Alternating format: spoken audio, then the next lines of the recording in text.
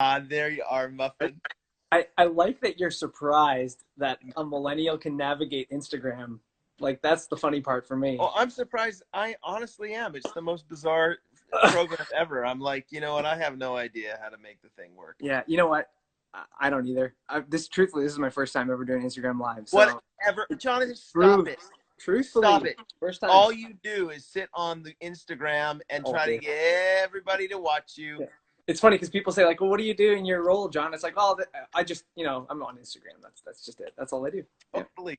Mm-hmm. Well, lots of people are joining us. We're waiting just a second so lots of folks can join us. Freddie just showed up, which You know I why? guess You know why they're?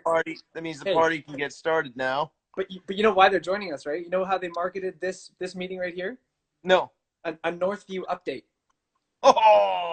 So when you Oh interview any other pastor, it's not a Northview update. That's just no. an interview. This is the Northview update. Yeah. Can you sing Yeah. for us? Yeah. So I'm gonna leave the comments on, mostly That's because people are they're pretty responsible with the comments. except for And Fred. so I'm not that worried about it. I will. I mean, I have in the past had to shut them off because things. We go, Freddie, you're not getting a promotion. What you overheard was the word demotion. So It was close. It's pretty close. yeah. Can you be demoted less than an intern? No, I don't think so. I don't think you can. So Right. So let's get this party started. okay, let's do it. I'm wearing this shirt just before we get started. I'm wearing this shirt in honor of my second son, Okay. whose name is Micah. This is Micah's favorite college, and so I just want him to know that I'm very proud of him for making it to the college that he was going to, but this one is a little bit better, a little stronger. Apparently. Is that where you went, Jeff? I actually don't know this. No, okay. no, my wife did. Okay, No, that's what I thought. My son is going to. He's has a scholarship to their mortal enemy. But anyway, He's with the Huskies. that's not what I'm only saying that because he's standing in the room Micah, right now trying to interrupt me. Micah, size 10. Size 10, Micah. I got you. Okay. All right. So anyway, Jonathan, introduce yourself to these fine people. Who are you? Why are you here? Well, the truth, Jeff, that you probably won't say, but I will. The reason I'm here is because you're scraping the bottom of the barrel these days for your interviews. That's not right. That's kind of true. I'm one of the pastors at Northview, so you get the pleasure of getting to work with me on a regular basis. I do. We're gonna go with that for now. What is your title at Northview? So I'm an interim executive pastor of administration. That's a long title. Well, let me try to break that up. So why are you called administration? What does that do? What do you do?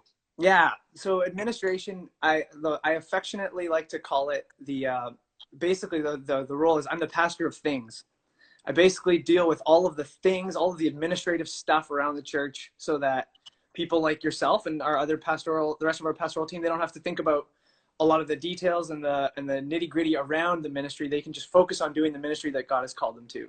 So like budget and facility, tech making sure people tech, facility, yeah. Making sure that they have the staff they need to do the work and everything. So all of that, human resources, all that. That's all you. Yep. Yeah. So the other, you said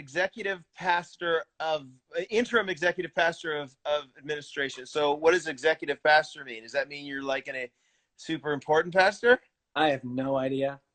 Actually the executive, I think, I mean, you probably could speak to this more than I could, but my understanding basically is, as the executive pastor, part of my role is to help the leadership team, the senior leadership team, which is comprised of you and myself, and then Ezra and Mark, help us just navigate where we feel the Lord is calling us in this season and where He's feeling we need to be going. And so we try to provide that higher kind of level of leadership for the church.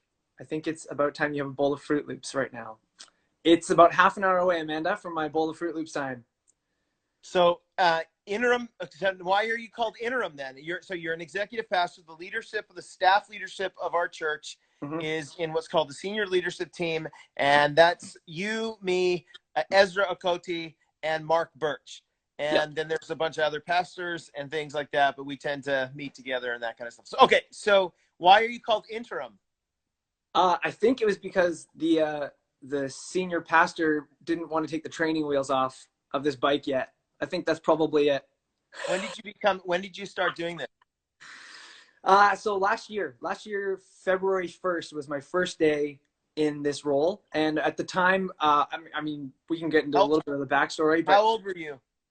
30, I guess. You're So 30 years old. So yeah, you can understand why some people thought that a 30-year-old worship pastor, we might need to be hesitant about maybe making them the interim pastor or the pastor of executive pastor of administration right away.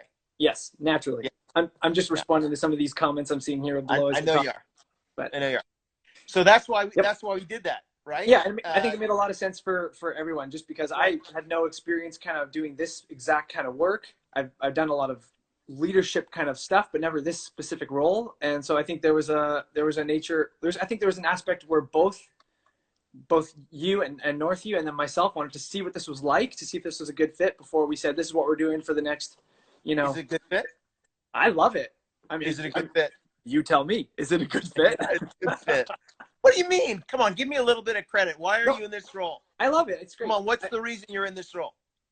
I think I have the skill set to do a lot of what this role requires. Right, but who came to talk to you about this role? You? Oh my word! Really? Wasn't it you?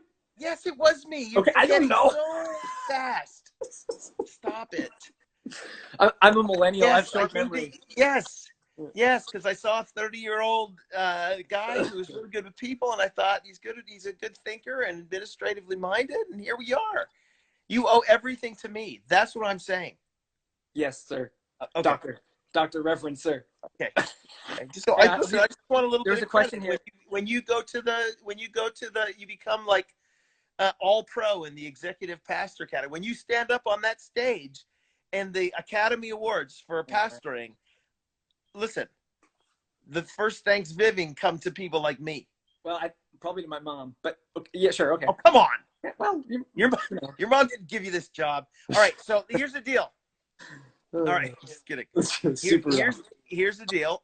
So we did market this as kind of a talk about Northview and what's going on at Northview. Part of the reason I do these every night is so that people feel connected to the Northview community church life and stuff. And so we meet together all the time and we talk about stuff having to do with Northview in terms of the future and all that. So my question for you is, what is going on at Northview Community Church right now? Can you point out a few things that are going on that you feel like you can share? And I don't care what they are, just go ahead and share things that are going on in the future. And if you skip some, I will just start asking about specifics.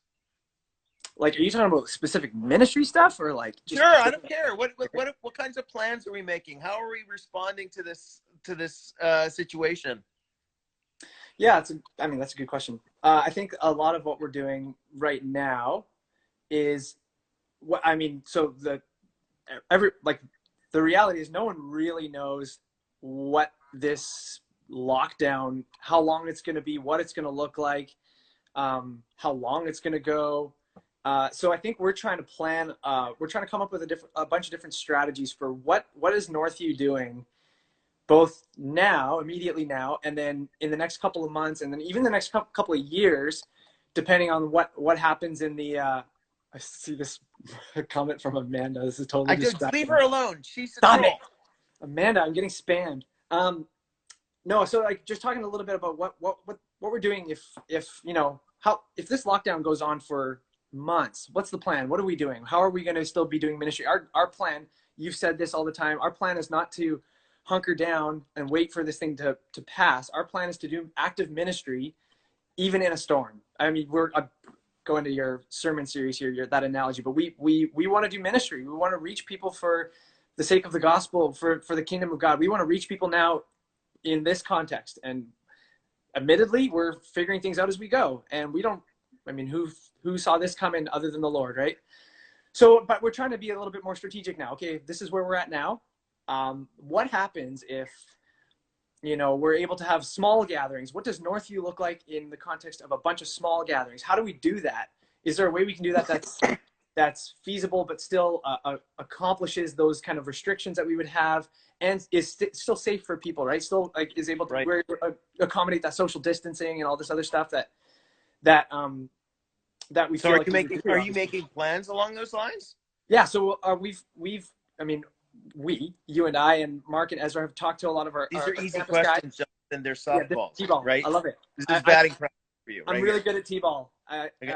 That was where I really, that was my my shining moment. It was T-ball when I was 5. But yeah, so we've commissioned. We've asked our campus pastors to help us strategize a little bit of how this could possibly look. Our campus pastors are really good at the offsite thing. This is what they do, at doing church away from the main hub of Downs Road. So we're asking them to give us some ideas. What are some things? And we're trying to create this kind of think tank where we can come up with these ideas. So we're in the middle of this like right now. This is a live, hot off the press. We've just received kind of some of their preliminary ideas. Our elders are yet to hear these ideas yet, so I'm probably not going to spill too much on them yet, just in case our elders say that's stupid. But you're thinking about what it looks like to become a church that is probably going to be smaller groups in many more spots. Yeah, possibly. Probably, because that's the only way if we can meet physically, and then what that looks like, and which also might open up some really cool doors for us in terms of church planting and reach beyond our area and stuff like that. Totally. Well, and this is one of the interesting things that we're finding out with our online, our Northview TV, if you will, is that the reach of Northview, our online stuff, is well beyond the Fraser Valley. Like we're getting pockets of people watching all over. Mark Birch has some really, I think he actually might reference, maybe this weekend when he's preaching, he might be referencing one of those pockets, but we're getting pockets of people all over the place, all over the world, literally, watching our services and reaching out to us. And it's really cool. And it does open the door to, I mean, we kind of talked about how, man, we would love to be a church that's empowering other churches, even across Canada, but we really don't know what that looks like. So we're having conversations and networking, and suddenly we have this really cool opportunity to help areas that don't maybe have a church that they've really connected with, to help them have a functioning church. Then when this pandemic is over, hopefully sooner rather than later,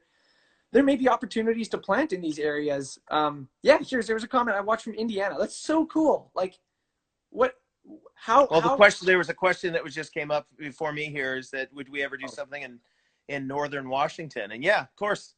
Right. I mean, we're thinking, I mean, our goal ultimately is to see healthy churches developed everywhere, whether that's through replanting or whatever. But we're trying to go down the track of figuring out, okay, so it seems like, so here's a little Bible, Acts 1:8 says that you'll be my witnesses. So God speaks to through Jesus, speaks to the apostles. You'll be my witnesses in Jerusalem, Judea, Samaria, to the ends of the earth. Right. But they're supposed to wait for the Holy Spirit. The Holy Spirit comes upon them, Acts 2. They end up, Peter preaches his first sermon. A bunch of people listen. They hear it. It's awesome, great.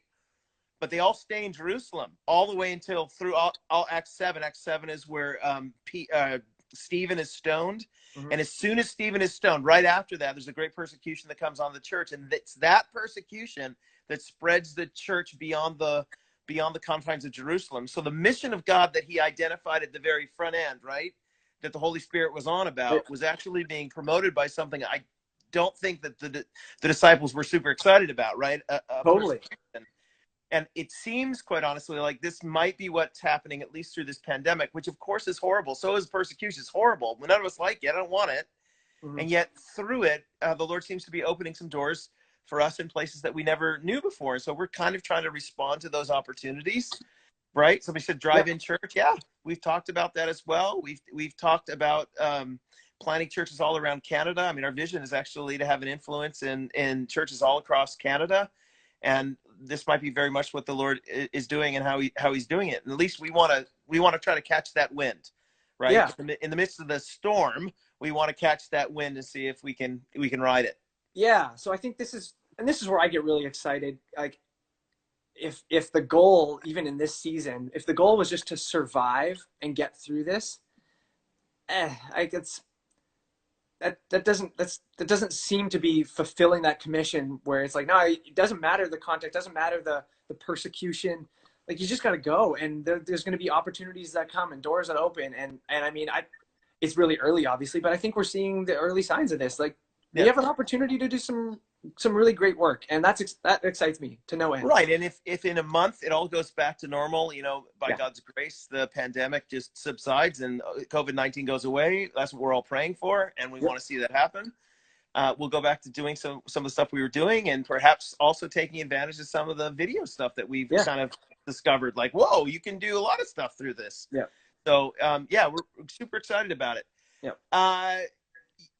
So that means, though, Jonathan, that we've had to kind of change the kind of church we've been, because we were like a multi-site church. Yeah. What are we the same thing now?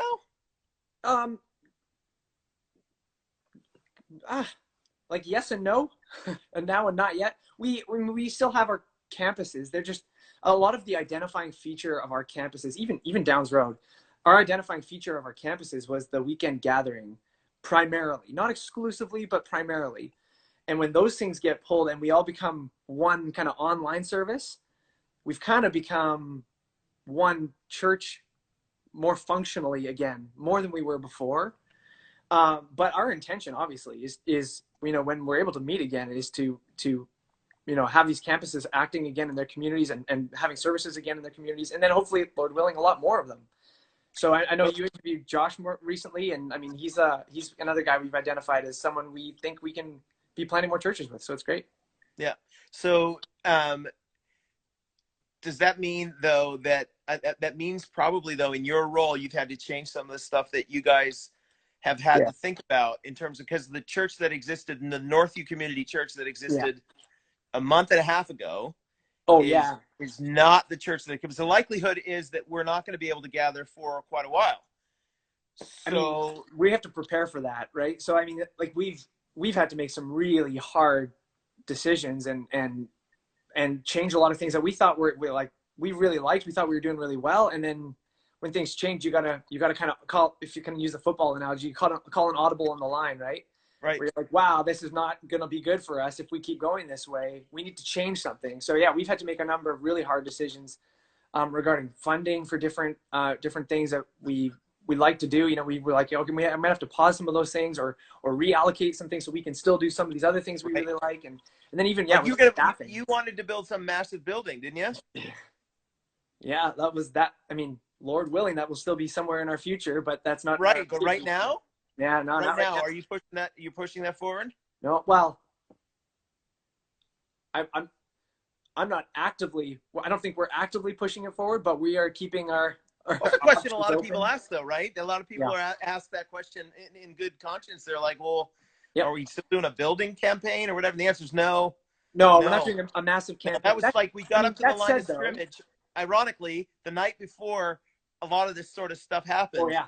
Like, we got approval to go and build this building, final approval from our congregation, and all of a sudden we go and then all of a sudden it was like we walked up to the line of scrimmage, we're ready to hike the ball, and we were like the next day, whoa, yeah, wait a minute, Omaha, yeah. Omaha, changing everything out. So so now we've pushed a big pause. We hit the big pause button on that. Doesn't mean we're not going to come back to it. It just means right now we're totally diverting all our attention away from that, and all the money that we take in, which has been less, of course, than what we've gotten in the past, because, of course, people are in financial difficulty and stuff, but the Lord has been faithful and people are being super generous, which I'm going to ask you about in a second. Mm-hmm. But we're pausing on that, and we're focusing all our energy in some of these multiplication and some of the video stuff that we have to do, and our attention's really going there, right? Yeah. So we haven't pulled the plug on it by any means, and I know some people are still giving to the building fund, which is great, because I mean, like I said, our intention is at some point, Lord willing, that we'd still like to build this building. We're just not totally sure when anymore that will be. So at the line of scrimmage, did go out, Phil. Yeah. That's exactly it. Yeah. Yeah. Anyway, no, but it's good. Are you so you're in charge of the financial side and stuff of the church, right? I mean, you oversee some of that kind of stuff, which keeps you worried. Do you have a background in accounting and finance?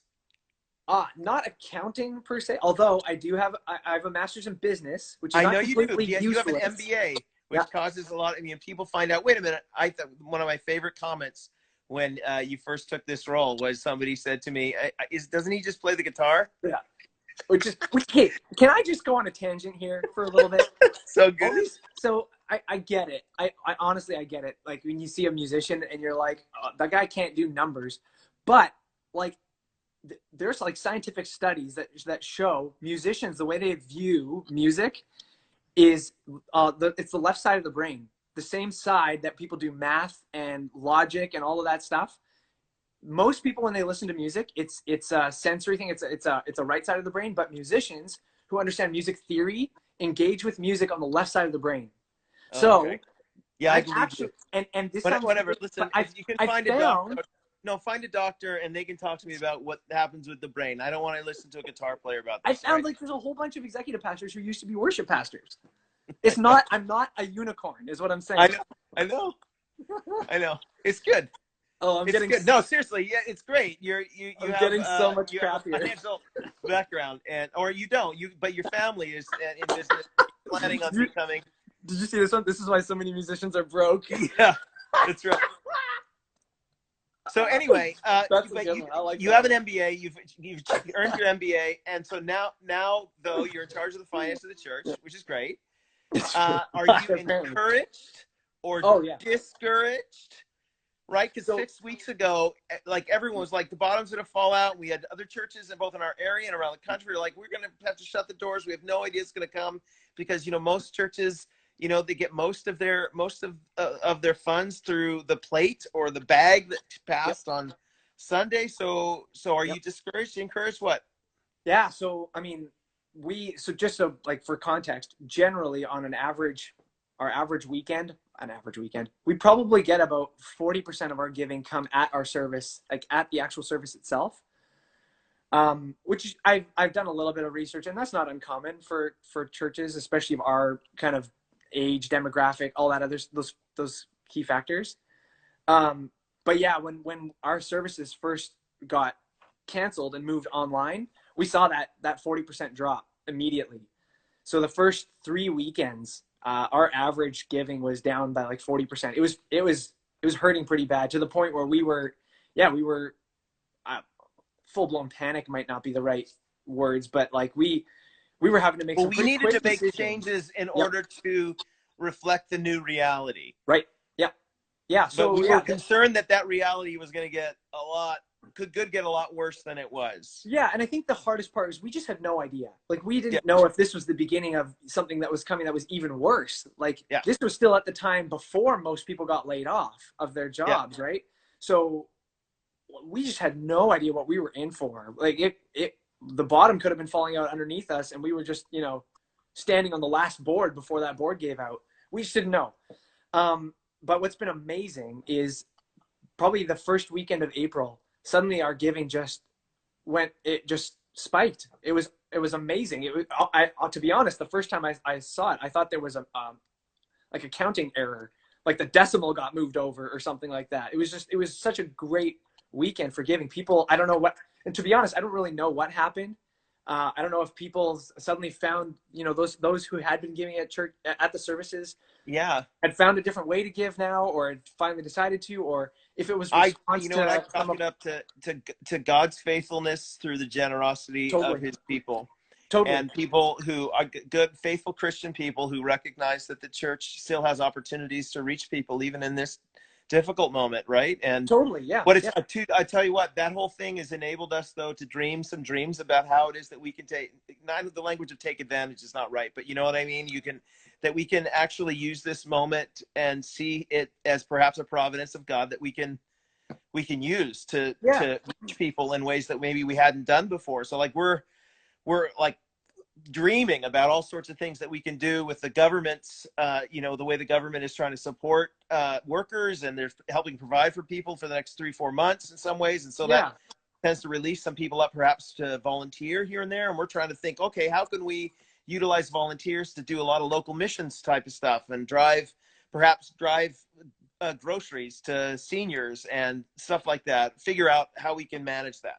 Totally. Yeah. And I mean, like, I should clarify, like, we're still over the course of the 6 weekends of COVID, we're still down a little bit from where we were last year. So we're not like but not down like we thought we would be. Right. Well, and I'm even thinking like this past weekend, Adam, he went on with when Bonnie was emceeing. Adam kind of joined her and did a little like, hey, you know, $5 and boom or whatever.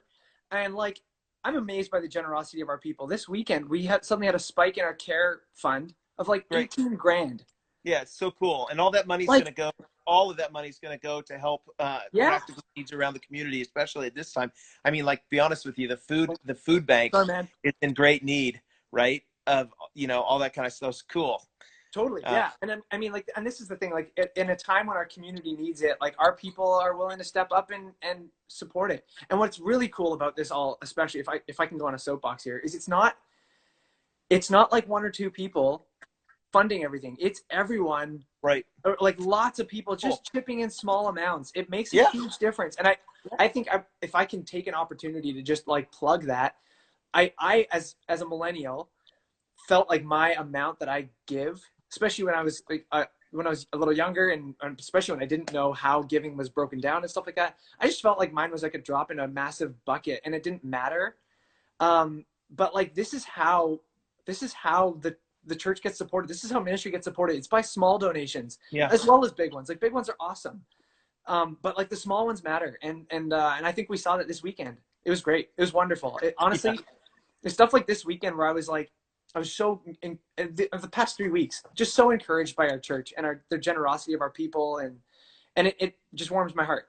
It reminds me that God is working through His people and through His church. So so thank you for joining the telethon.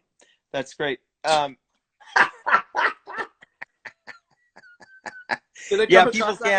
People can still drop off their contributions to the church office. Yes, they can. We're open from like 9 to 2 on Mondays. And then you can make phone calls though to our office from 9 to 2. Hey, we're going to do this really cool thing though that actually our young adults pastor and they announced today on Instagram. So I want to ask you about it. So, you know, one of the things about having working virtually like this is that you can sometimes have access to people, pastors, in ways that maybe you haven't before. Because, you know, it used to be like, oh, if you want to get together, yes, pastor, let's get together. We got to find a time that works, and then we got to go to Starbucks, and it has to fit into the schedule, and got to drive there, and none of that needs to happen now. And so, what are our pastors doing to make themselves more accessible to people, and perhaps to help deal with people's needs? Or what is there something that they're doing? Yeah, softball. I love it. So we the young adults already announced this, and I think we're gonna, if we aren't announcing it very soon, it'll be probably by this weekend. I guess I'm announcing it now. It doesn't matter. Come on, just do it. Whatever. So one of our desires was to just have a little bit more accessibility with our people, and if our people wanted to reach out and connect with us, we didn't want to feel so distant, even though we're physically distancing. We don't necessarily want that to result in the relational distancing.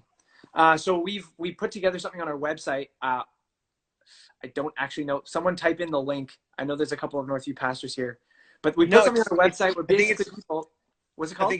I think it's northview.org/pastors meeting, or I don't know, something like that. Someone will type it and it'll show up here. But that's a cue, Adam and Frank. That's your cue. Yeah, somebody. So like we so basically what we're doing is we're all of our pastors, I think almost all of our pastors anyway, are putting in like blocks of time where they're available for connection with our people. So if you want to connect with a pastor, you can actually pick one by name. You can check their schedule, and select a time where you'd like to meet with them, and they arrange a Zoom call. That will go through usually some intermediary, meaning that usually an admin assistant or something just wants to verify it and make sure that they know what's going on, what you want to talk about, and then you can have a half-hour Zoom call with whatever pastor. Like I'm going to be on there for probably a couple hours a week. We're 4 half-hour meetings. Ezra, I don't know what Ezra's doing. I don't think he wants to meet with. I don't think he wants to meet with anyone because he don't like people. It's not quite ready yet. Yes, Adam, I got it. Oh, so this is your opportunity. If you're listening, I haven't filled out for the next 4 years. I haven't filled out my availability yet. Yeah, I should be. Book Jeff for But 4 anyway, years. it's going to be on there really soon. No, And if you book Jeff for 4 years right now, we're going to cancel the last year. Yeah, most of them. Yeah. But yeah, it's going to be great. And, it's going to be some, by the way, it's something that's not like, hey, do I have a care call or whatever? You might just want to meet with the pastor just to talk and get to know who they are for half an hour. Seriously, the times for me, that's what I want. I mean, like if somebody says, oh, I just wanted to, know, or if they wanted to have a question about giving, or they had a question, I don't really like the idea that the church has about whatever it is. That's kind of what it's about. So they can hear at least from us why or what. We don't need to agree in the end, but it could be a theological discussion. It could be anything. It's great. And that's what we're trying to do, right? Yeah, totally. So yeah, no, we're excited about it. I think it's going to be, it's just hopefully just a way for us to, again, not feel so relationally distant, even in a physically distant world that we live in. So yeah. Yes. So if you're going to talk to anybody who wants to talk about Arsenal, that's an hour meeting. That's a mistake. That will be a full hour. Dude, okay, so I'm looking at the clock and I've totally wasted all this time. I was supposed to ask if anybody has any questions. So we're going to go 5 minutes longer today. Jonathan is here. What kind of questions do you have for Jonathan? Any questions at all that anybody has? Oh boy. I'm hoping that some of them show up. It's okay. I'm trying to think if there's any other questions that I have for you. Do you have any questions for me, Jonathan?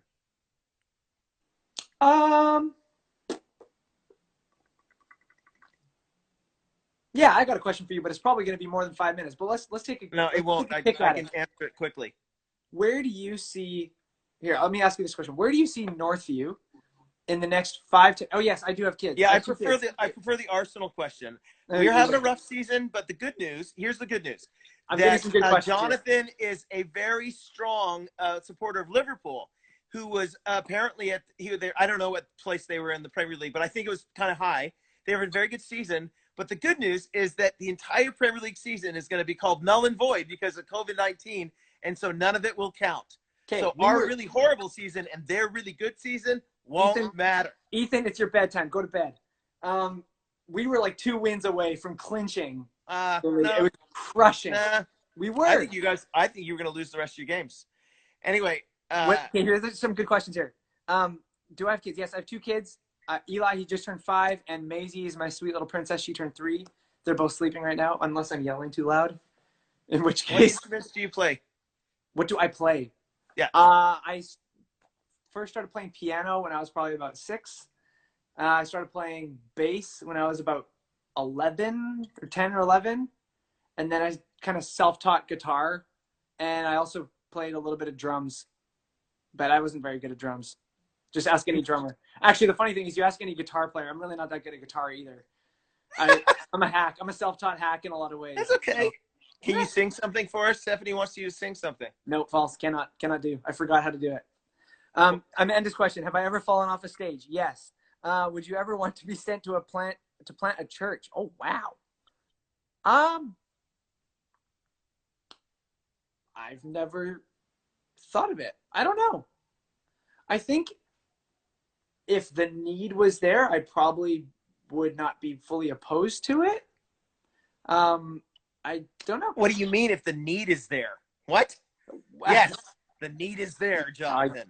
I guess if I felt so. Here, let me delve into a little bit of my theology. If I felt like my church family was calling me to do this, I would take that as a word from the Lord that this is something I should be considering. Yeah. So good. I'm not opposed to it in the sense that I'm not opposed to anything that the Lord would have for me. Where did you grow up? Where did you grow up? Yeah, born in Vancouver, raised in Abbotsford. Will you ever preach a sermon? I have preached before, but they're what? Not at Northview. But I'm not very good. Of course you're not at Northview. No. Just kidding. Can I sing scream? Is that a thing? Daryl Kropp, who's my favorite neighbor? The other side of the road. John's good at guitar. This is not true, Jonah. You know this. Screamo. I can not screamo. I can fake it, but yeah, the question about sobriety, a new book, I have to have a think about that. So you should send me an email, jbuckham@northview.org, and just send me a quick email, and I think I might be able to get some resources for you about the book. Which book? It's a question that was raised about that. Ragamuffin Gospel is a really good one. It's an excellent book. There's a book called Searching for God Knows What. It was written by Donald Miller that you might really enjoy. Which is really good for that kind of thing. Answering more questions. Arnie Larson, was the base bigger than you? It still is, Arnie. Adriana, no screams. He loves Sufjan. That is a lie. I despise Sufjan Stevens. He is awful. Who is your favorite? If you want to go to sleep, he's great. Who's your favorite? Not even there. He's just dreadful. Can I show some fake stream? We have a couple more questions here. Who's your favorite staff member? Frank Sawatsky, hands down. Okay, that's good. Oh, Tim Bueller. Oh, shoot. Yeah. Okay. Hey, Jonathan, first, I have to say this to you, brother. You have been such a delight to work with. I mean that. And I want to publicly say that I am super thankful that you ended up agreeing that you would do this against your better judgment, but you're willing to take a risk, and you've just home run. And I speak not just for me, but I speak for several of the elders, not all of them, but several of the elders. Daryl's on this call. Listen, and for the rest of us on our senior leadership team and a lot of us who are on the staff, we're super thankful for you.